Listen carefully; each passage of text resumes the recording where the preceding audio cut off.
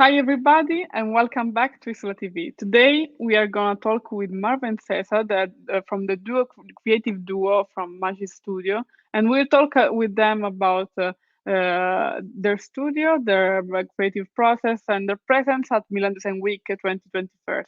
So, I'm glad to welcome Merve and Seza. Hi, Ciao. girls. Ciao Maria. Ciao. Thanks I'm for really having happy. Thanks for having us. Siamo contenti per essere qui con voi. È bello far parte del comitato Isola, è piacere. Oh, it's really nice from you, and you're really good Italian. Really good, Grazie. really. Non bene. We are really glad to have you here, and so I want to introduce you to the people that is watching us, and so let's talk about you, your background, and what did your how did you start? Yes, we can talk about our background, what is Majj Studio, who we are. We are two friends, we are two close friends that we decided to establish Majj Studio 2 years ago in Istanbul. Actually, this situation comes together us by deciding, yes, we have common energy, we have institutional emotional approach, we have same background, so we feel as yes, we are perfect match for the design. So we have to do something together. Seza, okay, yes, we create the soul of Majj Studio. Maybe we can talk about Majj Studio. Majj is interdisciplinary interior and product design studio. We live at work in Istanbul. We decided to work together 2 years ago. We feel lucky to have found each other. Yes, we both never wanted to limit our design fields just as interior designers. We are actually interior designers, but we design product, visual items, so we don't want to limit our design fields. We feel as every type of creation are linked together. There's really invisible but actually obvious connections between all design fields. So we decided not to limit us just interior designers. Actually, in my background, I used to live and study at Milan.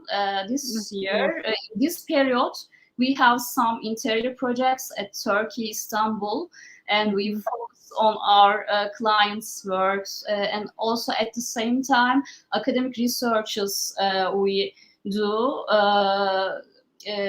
In our projects, generally, we aim to develop a communicative language in space with sculptural, conceptual, poetical approaches. We focus on interdisciplinary art, design, and emotional design. So both practices, both academic researches. This is what we do actually.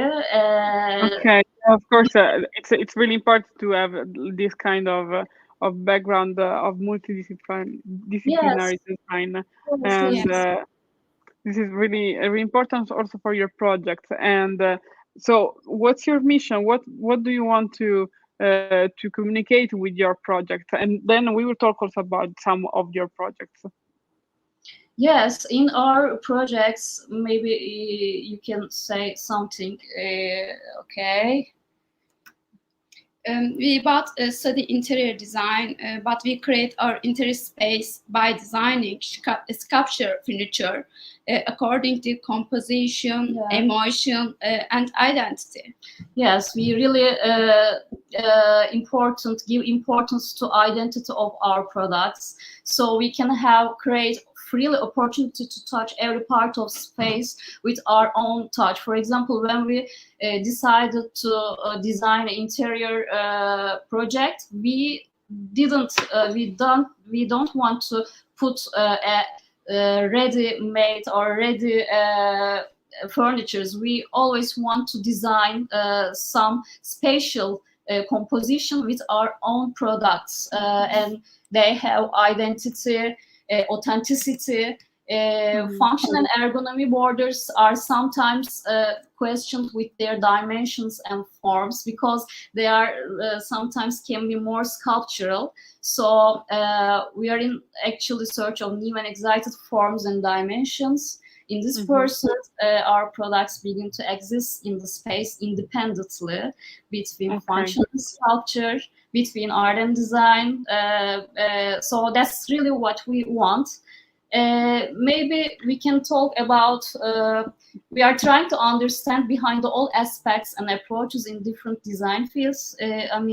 Different way to think from the all maestros. For example, some design maestros study for environment, for human emotions, variable functions, links between social issues, both visional, economic solutions. They are all connect each other, but they just focus on maybe some points for design and the human. For example, our favorite Enzo Mari, Sotsas, Branzi, Andrea Branzi, Vito Accionci, Brancusi, Xavier Corbera, even Francesca Woodman. She used her body, but she has gained the space with meaning. So we, in our academic researches, we try to understand what's behind the space, how human needs to use the space and connection.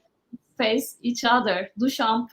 So you go from the academic to understand the human needs actually in the space.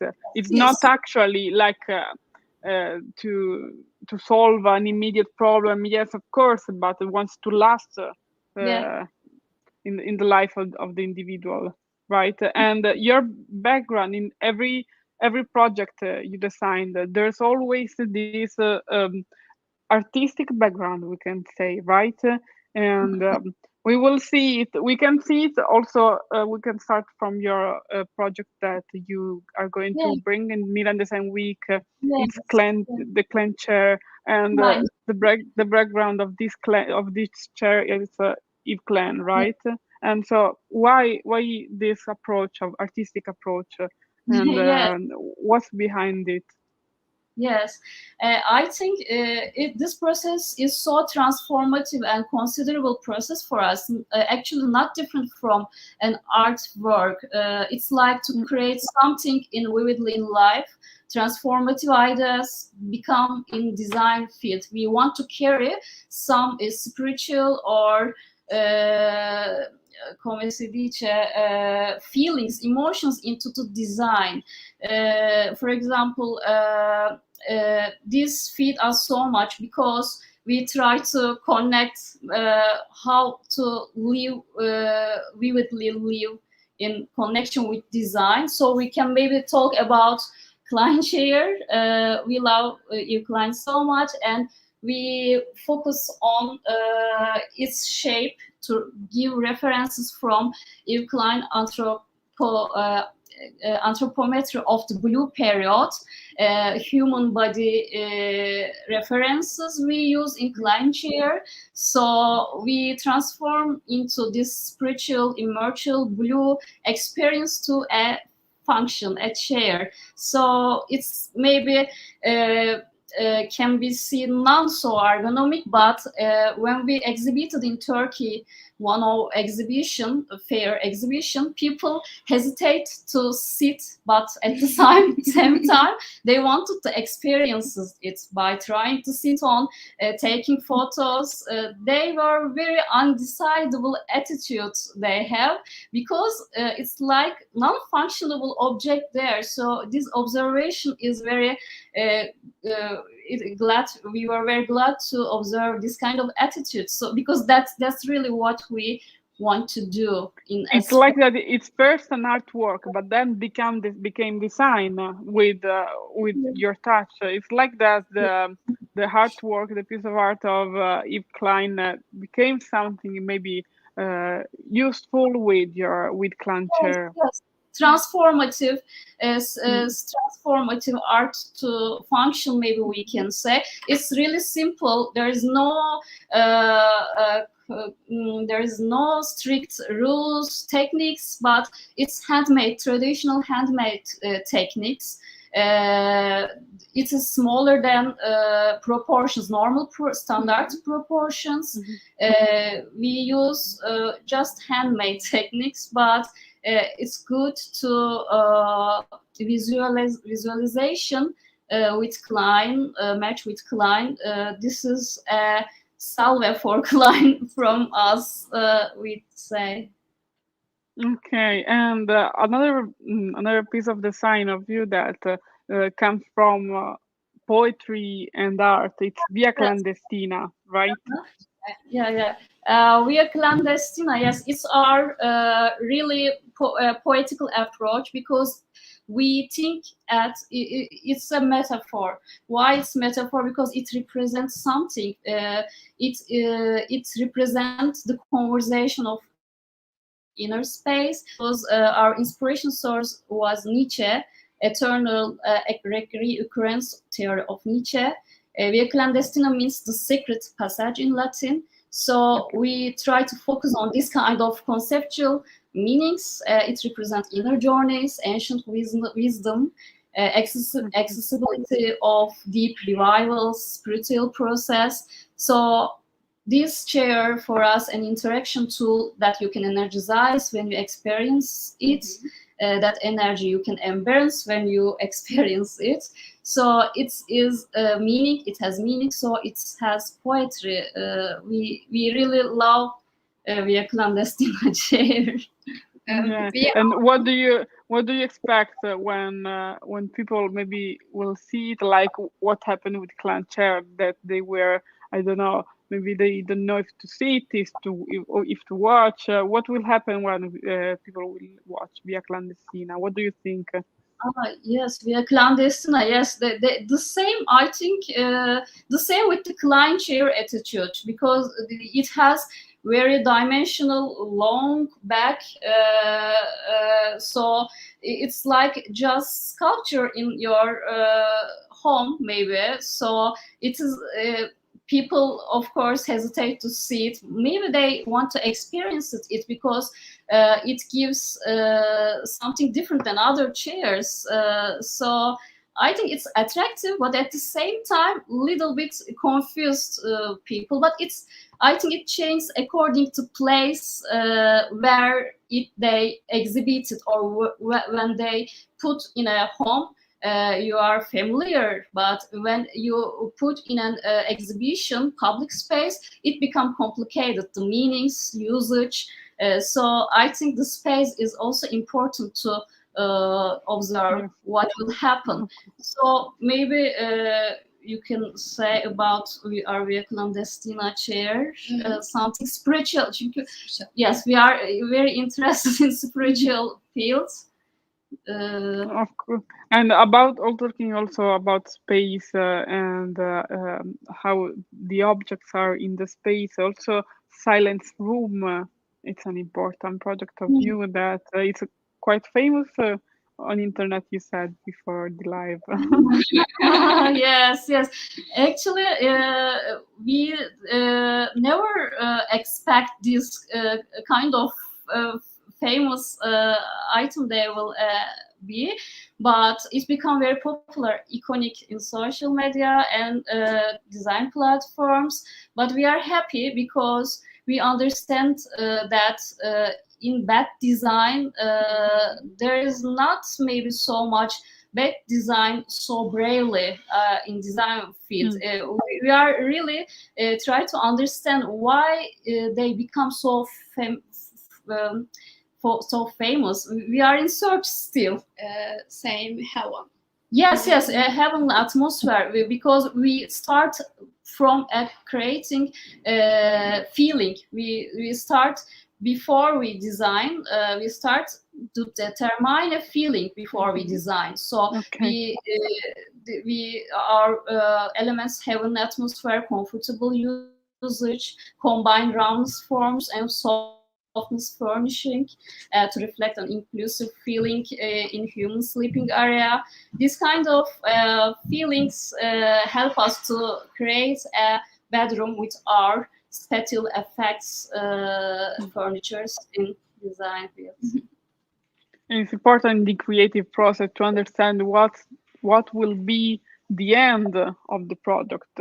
So you first understand the feeling that you want to transmit, and then Yes. with the product, you expect this kind of feeling. And I want to say also to the public that the people that will come to Milan Design Week will have the possibility to experience your clan chair, because it will be exhibited the stage for the exhibition of Milan Design Week. So yes, yes. Client chair, we have Clandestina, silent room. This kind of there are looks they looks like the same, but actually they have different purpose. Klein is become art to design field from the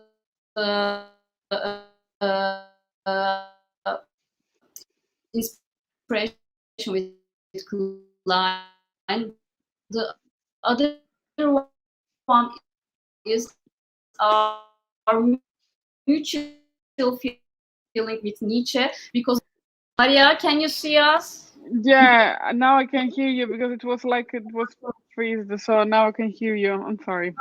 Okay. I mean, we try to separate them each other according to usage, according to feelings, but we always start from emotions in design. So maybe we can talk about our inspirations in this period. Yeah, of course. I want to understand how for you is why is this important, and how art and poetry comes to design. What's the inspiration? Yes, we feed from art, interdisciplinar conceptual artists, performance artists, installations, cinema, poetry. We love Matisse, Klein, Dante. We inspire from their own approach, language in their files. Yes, their own files. We are not separated design from words, movements, inner backgrounds, inner and outer spaces, abstract experiences. Design is not so far from art.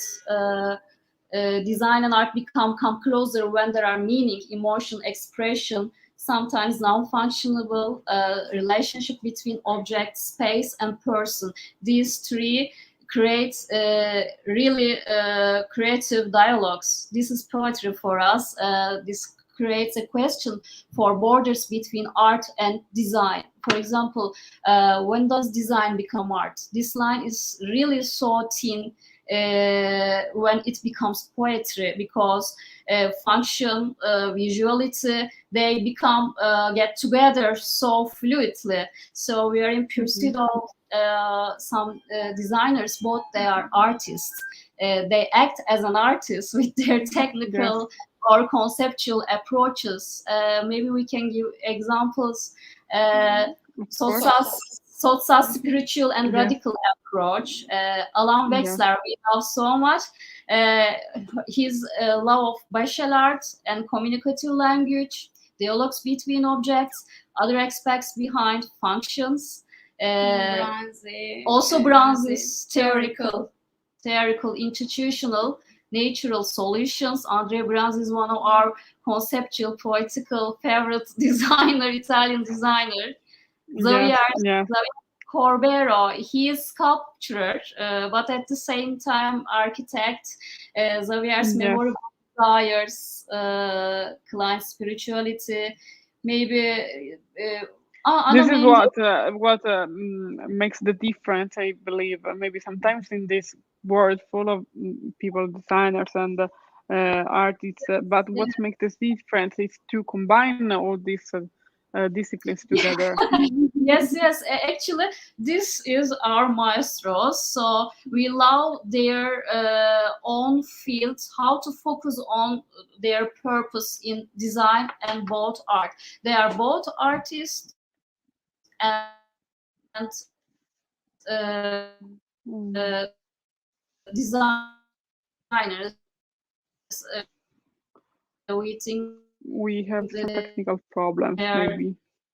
not separated each other in this period. Oh, Can you see us, can you Maria? hear? Okay, yeah, Mario, I can can you see see you. us? Yeah, I can see you now. Yeah. Okay.